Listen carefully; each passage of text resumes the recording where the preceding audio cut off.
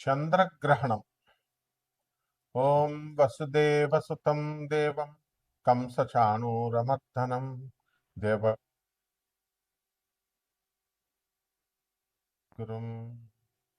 కృష్ణం వందే జగద్గురుం. శ్రీ రాధాకృష్ణాభ్యాం నమః. మనకి చంద్రగ్రహణం వస్తుంది 2025 సంవత్సరం సెప్టెంబర్ 7వ తేదీన.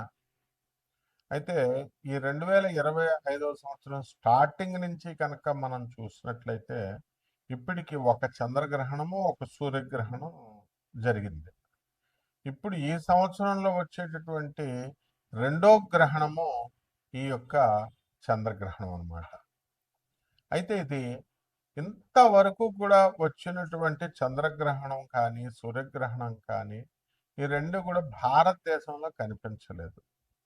మరి ఇప్పుడు ఈ సంవత్సరంలో ఈ నెలలో సెప్టెంబర్ 7వ తేదీన వచ్చేటటువంటి చంద్రగ్రహణంలో మనకి ఇది భారతదేశంలో కనబడుతుంది. ఇది ఫస్ట్ పాయింట్. అందువలన భారతదేశంలో కనబడుతున్నప్పుడు మనం కొన్ని నియమాలు పెట్టుకున్నాం. మనం సూతకాన్ని పాటించాల్సినటువంటి అవసరం ఉంది. ఎప్పుడైనా సరే మనం చంద్రగ్రహణం వచ్చినప్పుడు దానికి 9 గంటల ముందు నుంచి కూడా సూతకము అనేటటువంటిది ప్రారంభం అవుతుంది.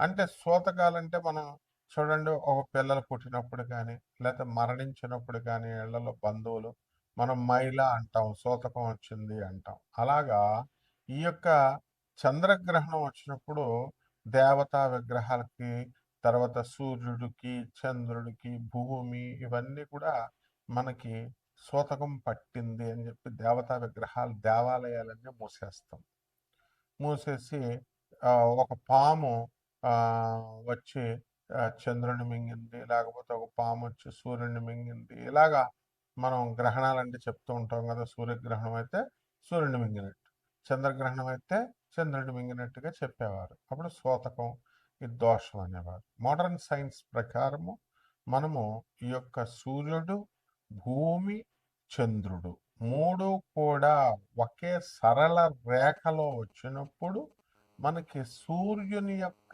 కిరణాలు చంద్రుడి మీద పడకుండా ఈ భూమి అడ్డుకుంటుంది అనమాట. దాన్ని చంద్రగ్రహణం అంటారు. అందుకనే సంపూర్ణంగా మనకి ఈ యొక్క చంద్రుడు కనబడదు. అయితే ఈ చంద్రగ్రహణంలో మనము ఎన్ని గంటలకు పడుతుందండి అంటే 7వ తేదీన రాత్రి 9:58 నుంచి స్టార్ట్ అవుతుంది. అయితే 11 గంటల 2 నిమిషాలకి కంప్లీట్గా మనకి చంద్రుడు కనబడ్డనమాట. మొత్తం అంతా చీకటిగా అయిపోతుంది. అలాగే 8వ తేదీన అంటే మర్నాడు 1:26 అంటే 8 తెల్లవారుజామున అనమాట. 1:26 ఈ యొక్క చంద్రగ్రహణ స్పర్శ పూర్తవుతుంది. మొత్తం కాల వ్యవధి ఎంతంటే 3:28 అనమాట.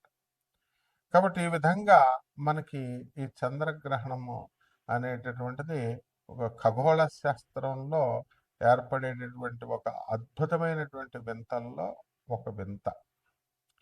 అయితే చంద్రగ్రహణంలో మనం ఏం చేయాలండి గ్రహణ సమయాలలో అంటే మనము మంత్రాలు జపించుకోవడము, తర్వాత మనం గురువుల దగ్గర మంత్రాలు తీసుకుంటాం. అలాగే ఇది పౌర్ణమి రోజున సంభవిస్తుంది కాబట్టి దాన్ని ఉపాసన బాగా చేసుకోవాలి.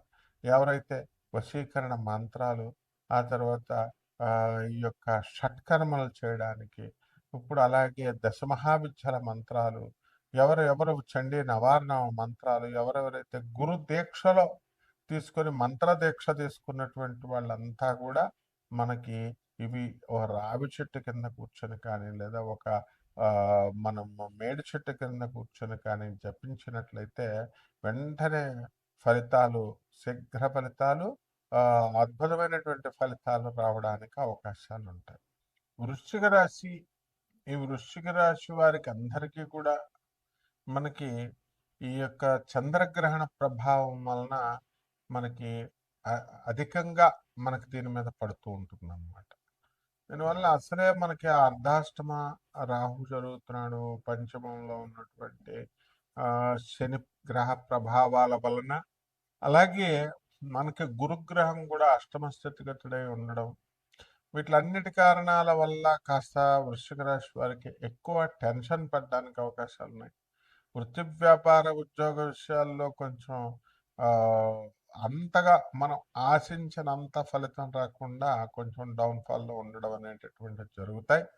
అయితే రానున్న ఒక 2-3 నెలలు, అక్టోబర్ 18 నుంచి డిసెంబర్ 5 వరకు మనకి మీ పరిస్థితులు అనేటటువంటిది ఇంప్రూవ్ అవడానికి అవకాశాలు ఉన్నాయి. కాబట్టి ఈ 2025 సంవత్సరంలో, అలాగే ఈ యొక్క వృశ్చిక రాశి విద్యార్థులందరూ కూడా ఫెయిల్ అవడానికి అవకాశాలు ఉన్నాయి. కాస్త ఎక్కువగా చదువుకోవాలన్నమాట.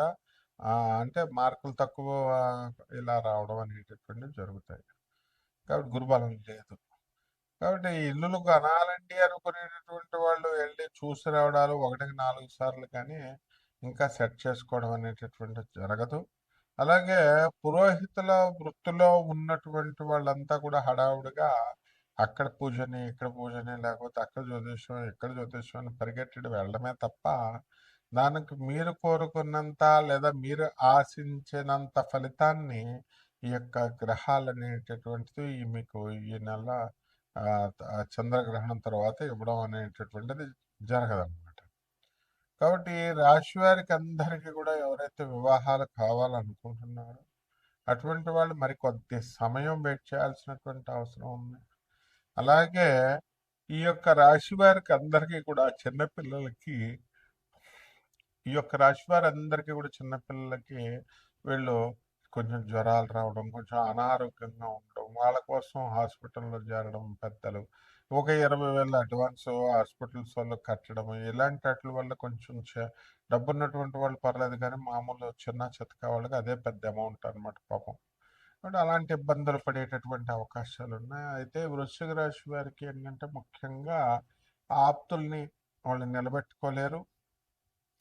అనవసరమైనటువంటి వ్యక్తులతో స్నేహాలు చేసి కొంచెం దారి తప్పడానికి అవకాశాలు ఉన్నాయి. మంచి వాళ్ళు చెప్పేటటువంటి మాటలు కాకుండా మీరు ఆకర్షణలకు, బాహ్య ఆకర్షణలకి లోను కావడానికి అవకాశాలు ఉన్నాయి. కాబట్టి ఇలాంటివి జరగకుండా చూసుకోవాల్సినటువంటి బాధ్యత మీకుందనమాట. ఇక పరిహారాల దగ్గరికి వచ్చేసరికి వృశ్చిక రాశి వారికి మనకి శని జపం చేయండి, శని స్తోత్రాలు చదవండి, శనికి కిలోంపావు నల్ల నువ్వుల్ని నల్లని వస్త్రాన్ని ఇచ్చి పేద బ్రాహ్మణులకి శనివారం నాడు ఉదయం 8 గంటలకి దానం చేసుకోండి. అలాగే దశమహావిద్యల్లో ఒకటైనటువంటి మహాకాళి అమ్మవారి యొక్క హోమాన్ని మీ ఇళ్లలో జరిపించుకోవడం ద్వారా అద్భుతంగా ఉంటుంది. ఇంకా మీకు పరిహారాల కోసం మమ్మల్ని సంప్రదించండి. కానీ సీరియస్గా ఉన్నటువంటి వాళ్ళు చేయాలి. అందువల్ల పేదల పట్ల జాలి, దయ ఉండాలి, గురువుకు ఉండాలి అనేటటువంటి ధోరణితో జగద్గురువులను చూపిస్తున్నాం మేము. ప్రభాత్ రంజన్ సర్కార్, స్వామి వివేకానంద, రామకృష్ణ పరమహంస, ఇట్లాంటి వాళ్ళు. ఇప్పుడు ఆ వరబడిలో వెళ్ళేటటువంటి వాళ్ళకి తప్పకుండా మేము వాళ్ళకి హెల్ప్ చేయడం అనేటటువంటిది జరుగుతుంది. శుభమస్తు. కాబట్టి గ్రహణ సమయాలలో మనం కొన్ని నియమాలు మనం పాటిస్తూ ఉంటాం. మనకు తెలిసిందే. ఇది ఎప్పుడు కూడా ఈ గ్రహణం అప్పుడు కూడా, చంద్రగ్రహణం అప్పుడు కూడా పౌర్ణమి రోజున వస్తుందన్నమాట. కాబట్టి ఇవి మనం చేయాల్సినటువంటి నియమాల్లో ముఖ్యంగా ఈ చంద్రగ్రహణం 9 గంటల ముందు నుంచి మనం సూతకం ప్రారంభమైంది కాబట్టి ఇప్పుడు ఎందుకు తినకూడదు? మనము చంద్రగ్రహణం ఉన్నప్పుడు ఇంట్లో శవాన్ని ఎవరైనా మన బంధువులు ఎవరైనా చనిపోయారనుకో, ఇంట్లో శవాన్ని పెట్టుకున్న వీధి వాళ్ళే తినరు సూతకం. ఆ విధంగా మైలు పోవాలి, అందుకోసం తినం మనం. సైంటిఫిక్ రీజన్స్ చాలా ఉంటాయి, అదంతా అది వేరే విషయం. కాబట్టి ఈ చంద్రగ్రహణ సమయాలలో మనము ఈ గడ్డి, గరిక గడ్డి ఉంటుంది, దర్పగడ్డిని మనం పవిత్రం అని అంటాం.